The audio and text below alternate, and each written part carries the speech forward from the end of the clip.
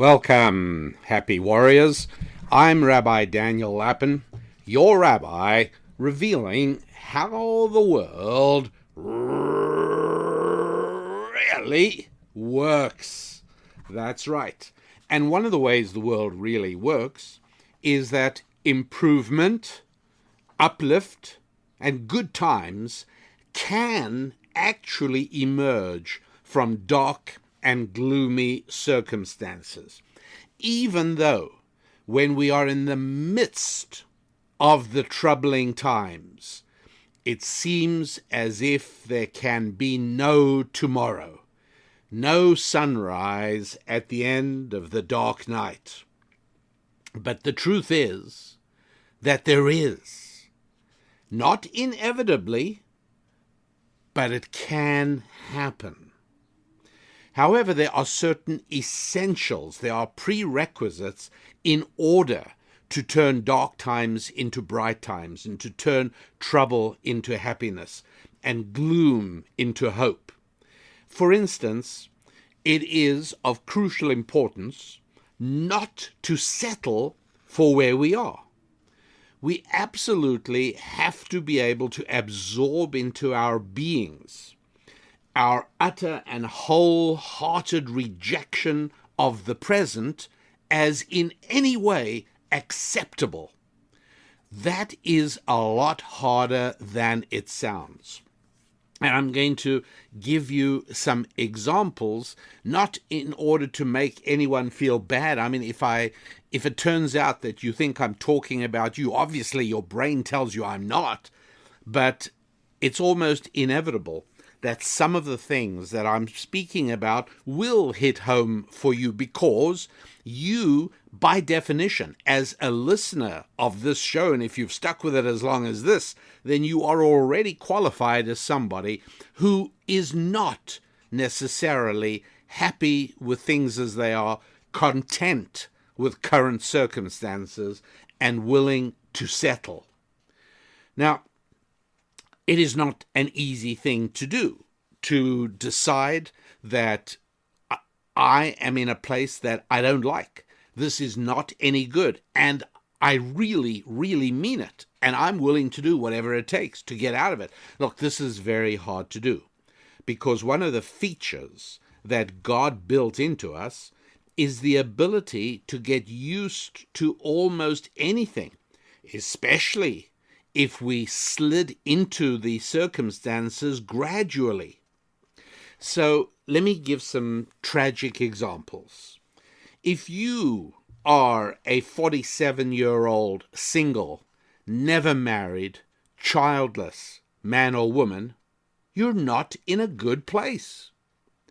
And I'm sure you feel it particularly poignantly at this time. But most of the time, let's face it, you make the best of it. And you've almost always, not always, but most of the time, you've just accepted it as your reality. You slid into it gradually. Initially, you were in looking mode. You wanted to find somebody to spend the rest of your life with. But there was always a reason, and each year it wasn't quite the right time to do this. You were having a good time, or you were busy with your career, and you made the mistake of thinking that careers are forever, when the truth is only families are. And time went by, and before you know it, here you are, 47 years old, and not in a good place. Let me give you a second example. I'm going to give you 5 from what I think of as 5 F's, right? So family, that's one bad place. How about financial? You're financially stressed. You're living from paycheck to paycheck. Too much of your income goes on payments to credit cards and car loans and other debts. Look, it's a terrible situation. Sometimes you feel it acutely. If you wake up in the middle of the night, it's hard to get back to sleep. It keeps you awake. But most of the time, It's just your reality. You just accept it. And I say that because if it was not, you wouldn't be able to do anything except do something to resolve this terrible circumstance. You certainly wouldn't be able to sit and watch a movie or play a game or even go for a hike. You'd be saying to yourself, I cannot spend even a minute doing anything that does not directly tackle the problem of improving my situation. Since you occasionally do watch a movie, and since you occasionally go for a hike, obviously it doesn't worry you as much as it should. In other words, you've accepted your current situation as your reality. Number 3, let's say you've slid into a lonely, friendless existence. It didn't happen overnight. You know, you used to just, you found that you found it more enjoyable to just spend an evening alone watching television or reading a book. And at the beginning, as you sort of started moving into this isolated and lonely situation, friends used to reach out and they'd call you, hey, we haven't seen you for a while. But you gave back so little that eventually they stopped calling. And by then it kind of didn't really worry you, except every now and then. Every now and then when you saw a happy group of people having fun, or you saw people together with friends, or you looked at old photo albums and you saw the many friends you used to have that you're out of touch with. But by and large, you accept your situation. How about number 3? You're in bad shape. You're in physically awful shape. You huff and puff your way up the stairs. Your worst enemy is the scales. You don't even want to know your weight because it just gets you upset, because you know it's much too high. It's so bad, you don't even watch your diet anymore. You just eat anything. And you don't even like looking at yourself in the mirror. You try, whenever you walk past a mirror in your bathroom, you look the other way so as not to see yourself, because you realize you've let yourself go. But by and large, you kind of have accepted it as your reality, because if that were not true, you wouldn't be able to do a thing other than focus on fixing it. But you've accepted it. Finally, the 5th one, although it should have been first, is faith. You've slid out of any connection with God. It wasn't always like this, but it happened gradually. Little by little, whether it was you stopped going to church or synagogue, whether you began to lose contact with your friends who were people of faith, whatever it is, maybe you yourself started praying less and less. Maybe you started feeling awkward and embarrassed talking to God. But whatever it was, it happened gradually. And you kind of accepted it. It was okay. And today, you don't think about it so much. You don't go as far as calling yourself an atheist or agnostic. You haven't labeled it. You haven't acknowledged it. But it's just no longer a part of anything that brings joy to your life. In all of these dreadfully sad circumstances, there are 3 vitally important common features. But first, why do I say sad? Well, because a tragedy is something awfully painful, and it's usually irreparable. And above all, it did not have to be this way. Right? The terror attacks of 9/11 were a tragedy. You know why? Because it didn't have to happen. If our country was doing what it should have been doing, if the intelligence agencies, if Congress and the government, if everybody had not slid into a party-like complacency, it shouldn't have happened. It was a tragedy. It didn't have to be. World War One and its continuation, World War Two, a tragedy. World War One did not have to happen, and if World War One wouldn't have happened, neither would World War Two. That was a tragedy. The coronavirus, the great epidemic of 2020, not a tragedy. Because, what do you mean it didn't have to happen? It happened. Unless it turns out that government and bureaucratic bungling could have avoided it. We're too soon in it now, we don't know yet. But ordinarily, it's an act of God. It happened. But it's not as if we could have avoided it. If we could have, that would make it a tragedy. One of a tragic figure, Marilyn Monroe, one of her husbands, was a very skilled playwright called Arthur Miller. And I think his best play ever, in my view, was a huge tragedy. It was called Death of a Salesman, a real tragedy. It's too painful for words. You read the play or you watch it, even worse, and it just, you get a lump in your throat if you think about it. It's tragic.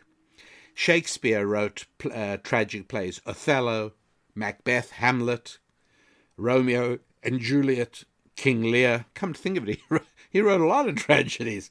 But so did the old Greeks. And if you think of movies, many movies are structured as tragedies because we human beings find those things deeply moving, excepting in our own lives. Because in our own lives, we commit the fatal flaw of accepting the situation, accepting the predicament, settling for the pain. We just get used to it. Try this experiment with somebody who you know very well and who trusts you. Blindfold them and press a needle against the skin on their arm. And they'll say, "Ow, what are you doing?" And you'll say, "You tell me what I am doing." And they'll say, "Well, you're pricking me with something."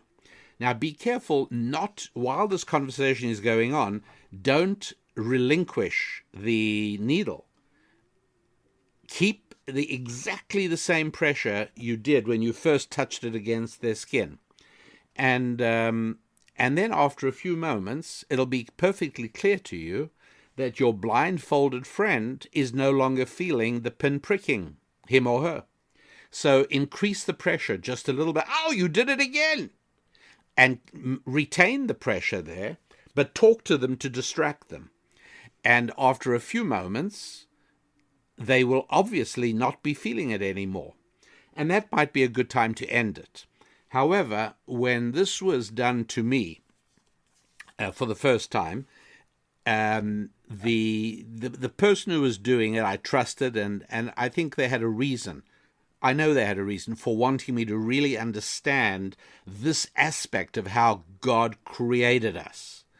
And I don't mean to gross you out or anything, but I was blindfolded, and she grabbed a fold of my skin, and she said, "What am I doing?" I said, "You're pinching my arm." And then she said, "Now what am I doing?" I said, "Hey, ouch, you're pricking me with a pin or a needle or something. That's sore."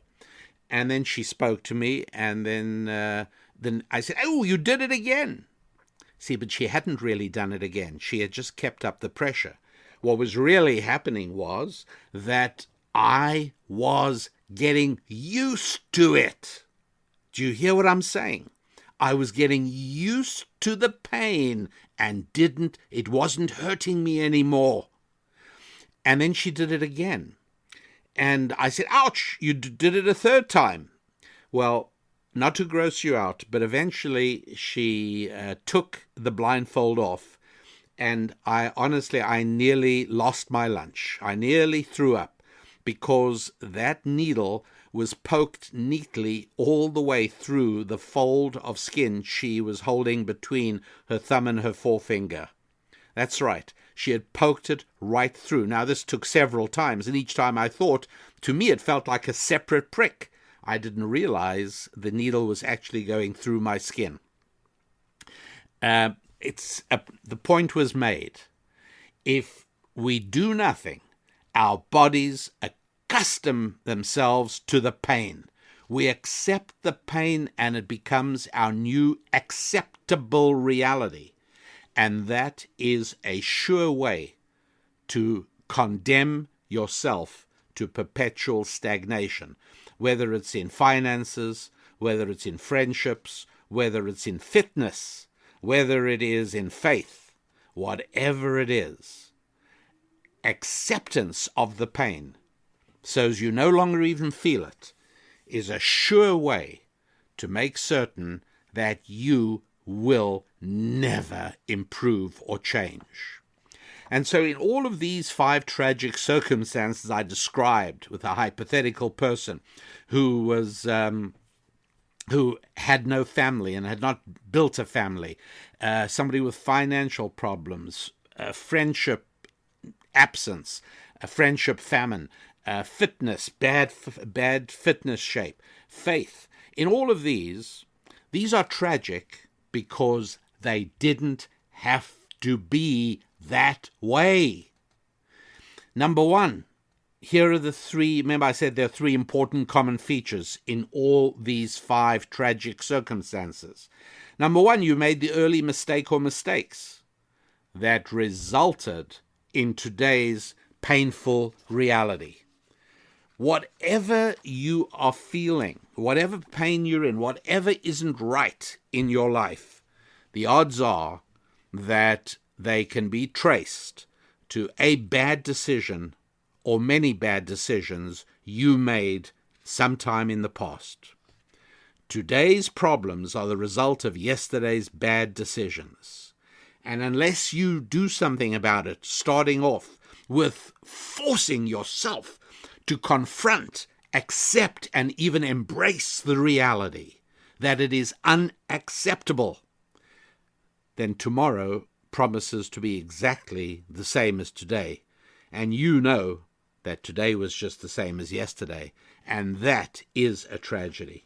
And so, number 1 is you made the early mistake or sequence of mistakes that resulted in where you are. Number 2, your circumstances deteriorated slowly, ever so slowly, from bad to worse.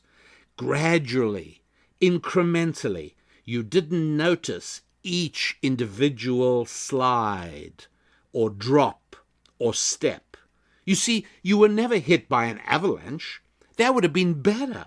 It would have been different. You'd have been galvanized into action. The avalanche hit you and attacked you and destroyed you, and you'd pick yourself up and you'd throw yourself into battle and you'd do something about it because it came suddenly. But when things deteriorate in our lives gradually, we accept them. That's the pin.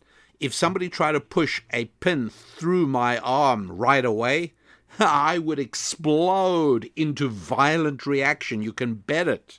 You can depend on that. But when it's done slowly and gradually, I get used to the pain and eventually I stop feeling it. And point number 3, you don't like your life. You're not happy with it. But you don't really dislike it enough to do the tough things necessary to rescue yourself. You've accepted your reality. And that is the most tragic thing of all. How do we deal with this? Well, think of everything that the Hebrew people have endured for not hundreds, but thousands of years. Egypt was the start 3,300 years ago, oppressive slavery. And then the Babylonians destroyed Israel, killed huge numbers, and took the rest off as slaves. And then a few hundred years later, the Romans came and did the same thing, carted them off as slaves, exiled them, destroyed their land.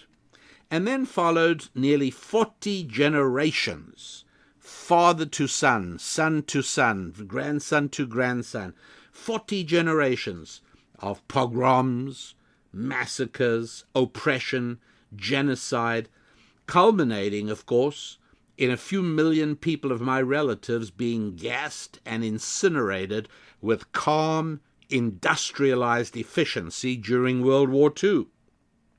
If you read great writer James Michener wrote a book called Poland, and you get a sense of how your life was upended when Cossacks stormed your little Polish village. They killed a quarter of all the Jews in the village, including your closest and dearest relatives and family members.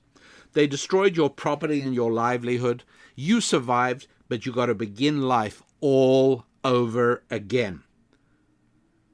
How did they do it? And this often happened more than once in one man's lifetime.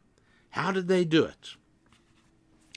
And the answer is they took recourse in the book of Exodus. Think about the book of Exodus. You ask yourself, why is so much of a Bible devoted to the story of the Israelites, the Hebrews, enslaved in Egypt, and their ultimate redemption when God brought about the Exodus at the hand of Moses? Don't you think, a lot of things happen to a people, and yet this one is highlighted, and it goes on for more than 12 chapters. That's a lot of ink devoted to one incident in a long and not uneventful history. So why that?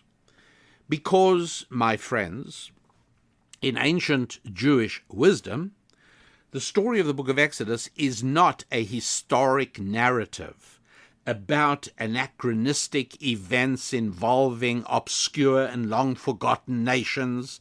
No. It is a handbook of personal redemption. And like any effective program, it has to have actions that help accelerate the absorbing of the lesson. To just absorb ideas into your head is not going to bring about any real change. Let me give you an example. Let us imagine I'm on my way to a city. I have to visit a city with a not particularly savory reputation with respect to crime. And I'm thinking to myself, I'm going to be having to go from meeting to meeting, from hotel to another meeting. And this is a dangerous city with a lot of crime. I don't really know anything about self-defense. So at the airport bookstore, before I get on my flight, I buy a book called 20 Lessons in Self-Defense. And on the plane, I read through it. And I hear this is really interesting. And I come to the city, and the first night I leave a meeting or a restaurant. I'm on my way back to the hotel. I decide to walk. All of a sudden, an arm comes around my neck from behind me. I feel an object poking me in the ribs, and the person says to me, "Give me your money, or I'm going to shoot you." And I say to him, "Hold on a sec. Hey, just take it easy. I need my hand. I'm going to reach into my pocket. In my pocket, I have a book on self-defense. And I happen to remember that chapter 17 was how to defend yourself against attacks from the rear. And I just need to look that up, and then I'll be able to deal with you on an equal footing." Person says, "I have no intention of dealing with you on an equal footing. That's why I have a gun in your ribs, and I'm about to pull the trigger if you don't quickly give me your wallet." And I suddenly realize that knowing something in your brain is very different from getting it into your heart. If instead of simply reading that book, I had spent one evening a week for 4 years in a training program with a master teacher, and I had learnt all of these techniques, at that point, this poor, unfortunate guy who had the terribly bad luck to attack me in the street one night would suddenly discover that he unleashed a whirlwind that was probably going to take his life. But that's because I had absorbed into my being the intuitive and instinctive reactions to any set of painful circumstances. But just to know it in my brain doesn't work. And so the Exodus system set up what I call an annual inoculation against stagnation. And that is, in fact, what we know as the Passover Seder, which is due to take place on Wednesday night, the 8th of April, 2020. Of course, every year it's on a different civil date, although the Hebrew calendar date stays exactly the same. At any rate, this Passover Seder is an experiential activity. It is not a commemorative thing. It's not a symbolic thing. It is actually an experiential thing to train yourself to overcome this massive obstacle to progress, massive obstacle to self-improvement, which is stagnation. Stagnation is just the word I use to describe the accepting of pain. The acceptance of pain as your new reality.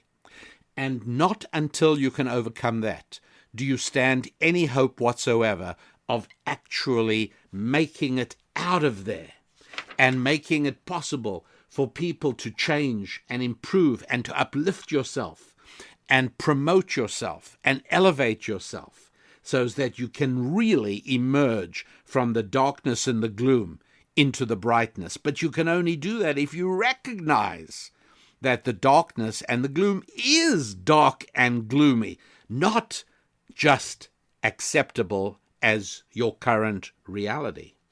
And that is why the book of Exodus is so fascinating, because if you look at it carefully through these eyes, you discover that the three common features of tragedy are present there. Number one, the Hebrews made those initial mistakes that allowed the Egyptians, encouraged the Egyptians to enslave them. And number two, it happened so very gradually. You'll remember that the book of Genesis ends with the Israelites living in Egypt under the very best of conditions, friendly with Pharaoh, in good shape with everybody. And little by little, by the time we get into the first few chapters of Exodus, already the problems are evident, and they only got worse and worse, little by little. And then finally, to the third point, stagnation. The Israelites, they didn't like it, they didn't love it, and every now and then they could definitely be induced to complain, but they didn't dislike it enough to do anything about it. The proof, of course, is that they accepted their condition. They resented Moses. They didn't embrace him as somebody who was going to solve their problems and get them out of Egypt and bring them to a promised land. No, they gave him a very rough time. And even once some of them, and not all of them, but some of them did leave and fall. Don't think all the Israelites left Egypt. They didn't. The majority of them stayed behind because they had accepted their situation. They said, no matter what this is, it's better than the unknown, and they remained. Those that left several times said to Moses, "Oh, wish we would have stayed behind. What are you doing? You're just making our lives worse here in the desert." All of the steps that I've been talking about are evident in those chapters of Exodus, and they are brought to life in the observance of the Passover Seder. Now, many, many people attend group Seders. They're a house of worship, hold Seders. Many, many churches in the United States, churches around the world hold Seders. Many synagogues hold Seders. Many groups, social groups, all kinds of groups hold Seders. because it is an annual inoculation against stagnation. It helps with this most crucial of all things. It helps you overcome the acceptance of the pain as merely normal. And this year, because of the corona epidemic, synagogues, churches, groups, nobody's having a big group Seder. They can't do it. And so many people are going to do it on their own. And if they're not, I encourage people enormously. Please go ahead and hold a Seder. It's just not that hard. And the benefits are unforgettable. So to that end, so many people say, oh, it's all very well for you to say it. I thought, you know what, I'm going to prepare a resource. And sure enough, we have a resource of how to conduct your own Passover Seder. It's in 3 volumes, and you will see it on my website at rabbidaniellapin.com. And what I'm going to do now is just play you the first 10 minutes or so of the program, just so that you get a sense of what it is we are talking about. And then we will wrap up, and I'll come back to say farewell. So hold on right there. I'm Rabbi Daniel Lapin, and I want to welcome you to my Seder. You are going to hear exactly what the guests and family members are going to hear at my Seder in a couple of weeks' time. You, of course, are free to modify, shorten, or extend your own Seder, but you will have here in this program everything you need to turn your Seder into something very real. You know, it's so easy to accept your current circumstances as normal, especially when you don't see any way to change it.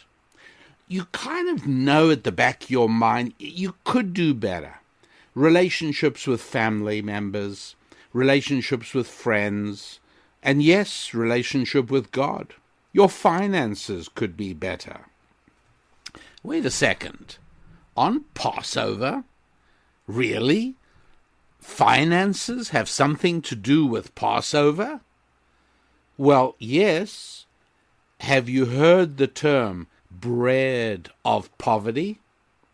That is one of the Hebrew names for that indigestible cracker we call matzah. The biblical term for it, bread of poverty, or in Hebrew, lechem oni, sometimes translated as the bread of affliction. But of course, it's not hard to see that poverty is indeed a very grievous affliction. So the Seder puts us on a path from poverty to prosperity. It puts us on a path from diminished and unfulfilled family bonds to the unbreakable and enchanting surge of warmth that comes from close family ties. It addresses sustaining friendships and also real and palpable connection with our Creator. I want you to think of the Seder not as a dusty museum-like reenactment of long-forgotten events and obsolete peoples. No! I want you to think of it as an annual inoculation against stagnation. It helps us reject our current circumstances and commit to new and better ones. This is why everybody needs a Seder. By now, you've downloaded a beautiful free mezuzahstore.com Haggadah from the URL you received from me. You've got this in front of you, or any other traditional and authentic Haggadah, and here's how to find your way about. Navigation in the Haggadah, which is the roadmap to the Seder experience. Navigation is made much easier once you know the 15 steps. 15 steps? That's right. Because tonight is all about progress, change, movement from not good to very good. From the bitter herbs of yesterday to the afikomen of tomorrow. Why 15? Well, 15 is the number in Hebrew numerology that always alludes to moving onwards and upwards. Let me show you. First of all, in the Hebrew month of almost 30 days, 15 days is the number of days from new moon to full moon, typically. It is also, well, if we take a look at the book of Psalms, and we take a look at Psalms 120 through 134, that's 15 Psalms, and those 15 Psalms are distinguished by a few words in the introduction, in a way that none of the other Psalms in the entire book of Psalms, it's 150 Psalms, of which 15 have a distinctive quality to them, and 135 do not. The distinctive quality is that Psalms 120, 121, 122, all the way to 133 and 134, all those 15 Psalms begin with the words Shir HaMa'alot, which means the song, a song of the steps. Now, again, translation-wise, you will find many translations that have different words, like, for instance, a song of ascent. Well, ascent is the abstract concept of climbing, of going up. But ma'alot is actually the word for steps. Shir HaMa'alot, the song of the steps. By the way, in modern Hebrew, an elevator is a ma'alit. Steps are ma'alot. An elevator is a ma'alit. It brings you up. The root of the word is the word ayin lamed al, which means up on, to go upwards. And that's why Israel's national airline is called El Al, to up, because we notice that throughout the book of Genesis, when the forefathers, Abraham, Isaac, and Jacob, travel to Israel, it always says, and he went up. But when they leave Israel to go somewhere else, for instance, when Jacob went to Egypt, it always says, Vayered, and he went down. And so there is this concept that Israel exists on a higher spiritual plane than any other real estate in the world. And so these 15 Psalms start off with the words, a song of ascent, or more literally, a song of the steps. Why is that? Well, because in the temple, from the general lower area to the physically and topologically higher area where the Holy of Holies stood, there were actually 15 steps. That's right. And one of these 15 psalms was sung at each step as the priests and the Levites would ascend those steps. And so, once again, anytime you have an ascent, anytime you have a moving upwards, 15 is found. We have 15 generations from Abraham to Solomon, Solomon being the culmination. It was the high point of Jewish history. It was the building of the temple. It was God residing in the Jerusalem temple of David, although Solomon built it. And it was a grand time of Jewish history. And so from the first Hebrew, namely Abraham, to this high peak, the likes of which we've never got back to yet, that was 15 generations. Count them: Abraham, Isaac, Jacob, Judah, and Peretz. Okay, that's the first 5. Peretz was the son that Judah had by his daughter-in-law Tamar, and that makes for very interesting reading in the book of Genesis, but I am going to leave that for another day. So that was 1 through 5. Let's go to number 6. Chetzron, Ram, Aminadav, Nachshon, and Salmon. That's 10. By the way, you'll find this chronology of genealogy you'll find towards the end of the book of Ruth. Let's go from 11 to 15. Boaz, Oved, Yishai, David, and Solomon. So if you count Abraham number 1, Abraham's son Isaac is number 2, and so on and so forth, father to son, and 15 generations brings you from Abraham to Solomon. God's name himself, the basic structure of God's name, is the letter Yud and the letter He. The letter Yud has a numerical value of 10, and the letter He has a numerical value of 5. So once again, there you've got 15. So our agenda tonight has 15 steps to it. Now, I'm going to interrupt the Pesach audio, the Passover Seder audio here, because I know you just wanted to get a flavor of it, and it's actually over an hour long, which is far more than I'm sure you'd like to do now.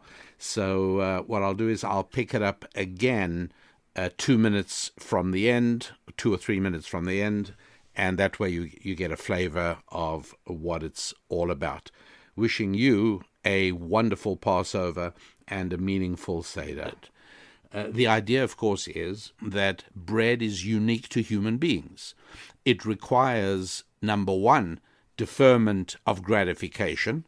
You've got to figure out, long before you're hungry, that you need to plant wheat and let it ripen, and then you have to harvest it, and you have to convert it into flour, and the flour has to be baked, and only then is the product available. So it's a very advanced and sophisticated human characteristic to be able to defer gratification. The second thing is cooperation. It takes the cooperation of a number of different people to produce bread.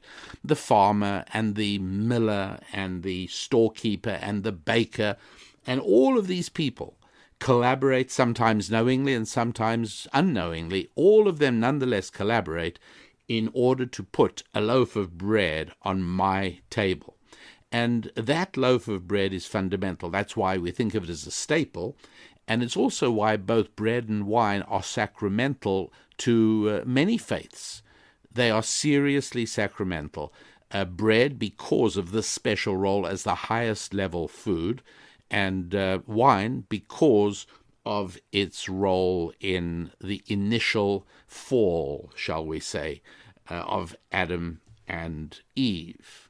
So the very first thing we eat is this low-level food, the potato, in the third agenda item. We started off with the Kadesh, the sanctification of the wine. We then do washing, which I will discuss in volume 2, coming right up. And then we come to eating this low-level food, the potato. And that brings us to agenda item 3. It's only at the end, much later in the Seder, that we eat what's called the afikomen, which is a piece of matzah that was prepared earlier on. Again, the idea of preparation, all of that prepared. And so during the course of the Seder, we've started off by eating something that would be considered to be the lowest of foods, and we culminate with eating something which is the very highest of foods. But all of that lies ahead of us still. For now, we shall get ready to wash our hands. That's item 2, urchatz. And the way we're going to do that is we're going to fill a cup with water, and we're going to pour half the cup on the right hand and half the cup on the left hand, and then we dry our hands, and we are then have fulfilled this agenda item. Why this? Why in that fashion? I am getting ready to tell you all about that in Volume 2. And I am Rabbi Daniel Lappin. This concludes Volume 1 of How to Prepare to Present a Seder. Here I am back again, and I'm not going to say I hope you enjoyed that, because this isn't really so much about enjoyment, and it's not so much about entertainment, but it's about, it's about feeling the pain, really. It's about training yourself, adjusting yourself in order to really feel the pain you're in, and to develop enough energy within you to reject it and to determine that change must happen and that only you can propel that change. And so that's really what this is all about. And as I said, you might want to make use of this. I prepared this especially for this purpose. Even if you don't engage in a Seder with others, but certainly by yourself, you might want to go through this exercise, this annual inoculation against stagnation.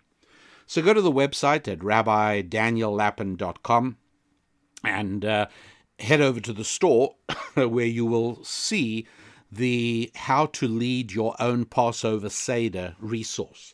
And you can read a whole lot more about it there and see if you want to embark on that little adventure. I'm not saying it's fun, but I am saying it is very effective. And I would love to hear from you and hear your reports of your experience, how this brought about change in your life as it has in so many others. Because there are really hundreds and hundreds and hundreds of self-improvement programs and books and courses. They're all over the place. And the one thing that most of them leave out is that we accept our own reality, because the pain of change is worse than the pain of accepting where we are. The Israelites were happy to stay in Egypt with everything that was going on there, because the fear of the unknown and the pain of change was too much for them. And that is true in our own lives. As you think about any shortfall in your own life, any area with which you are not satisfied, you will recognize that this is something that is caused and brought about simply because of something you have accepted, a reality you have settled into. Now, I also want to finish off on a slightly lighter note, because I did indicate in the description I would explain this. There's been a lot of talk lately, hasn't there, about the bathroom tissue shortage. And everybody has been laughing about it and saying, like, what are people hoarding? I mean, people are going to say in 30 years' time, somebody's going to say, well, this week we're finally using the last toilet roll that my grandparents bought back in 2020. And there's been a lot, like, why are people doing this? Why are people hoarding it? And I thought I would spend just a minute or two saying not everything is always as it seems. It's not always the simplest, not always is the simplest guess necessarily the right one. And I actually don't think that we have explained it in the past. I saw a New York Times article in the middle of March where the New York Times spoke about they mocked everybody buying the stuff. Somebody should tell all these people that toilet paper is not an effective way to prevent the coronavirus. They're laughing at it. And then somebody else in the same article said, look, people are not using any more bathroom tissue than the past. They're just filling up their closets with it. And I wonder about this. I thought, really, is that true? Are people that dumb? And yes, sometimes we are, and sometimes we do hoard, but then they would go for canned foods and candles and maybe even gasoline for that matter. Why bathroom tissue? And I think there is a simpler explanation for this perplexing problem. And I'll tell you what it is. I think the difference is usage. I think right now, people around America are huddled up at home. But what happens normally? Normally, you're out of your house for 8 hours a day. You're at work, you're at school, you're at college, maybe you're driving a car or a bus, or maybe you're working at a coffee shop. And what are you using when you need to relieve yourself? That's right, you're using a bathroom. And what do you find in that bathroom? Toilet tissue. That's right. And so how much of it do you use away from home during the course of an ordinary week? And the answer is quite a bit. And now, because everybody's home, I think a lot of people made a very rational decision. They said to themselves, my use of bathroom tissue is going to triple or double because all of a sudden my family is home instead of at school or work or wherever else they are. And right now, our bathroom at home is going to be used full time. And guess what? The toilet tissue is going to vanish off that roll quicker than I can replace it. And I think that's why it is. Because when you buy toilet tissue for home, don't you sort of tend to buy the good stuff? You can get double ply, or I don't know, maybe it's triple ply, I don't know. And it's cushioned and quilted and it's soft and delectable. That's what most people do. But what happens with the institutional bathroom tissue that we use during the course of our well, it's a very different story, isn't it? Because it's commercial institutional grade. It's a different product. So it's not as if they could just take all the toilet tissue that was ordinarily going to be shipped to Starbucks and schools and workplaces and just redirect that to the supermarket so you and me can go and buy it there. No, it's a different product. As a matter of fact, from what I gather, it's even manufactured in totally different types of factories. And so that, I think, is the real explanation for why the great toilet paper shortage of 2020 manifested itself. It's a perfectly natural and perfectly normal thing. It's flying off the shelves not because people are hoarding more. It's flying off the shelves because people are using more. That's how I see it at any rate. And I thought I would rather finish today's show on this slightly laughably absurd topic rather than on the acknowledgement of pain. And nonetheless, though, I do recommend, if you would, head over to my website, rabbidaniellapin.com, for all the usual reasons, but especially today to read up on the Passover Seder experience audio program. It's 3 audio downloads. You can, by the way, you can have it before the end of today. You can literally download it immediately and away you go. So head over to rabbidaniellapin.com, read about it, see if that's something you want to try in your life this year, or maybe you'll decide to leave it for another time when you're less stressed. But whatever decision you make, you certainly will want to know a little bit more about it, and that would be the way to do it. So until next week, I wish you all good health. Take care of yourselves and your loved ones. I'm Rabbi Daniel Lapin. God bless.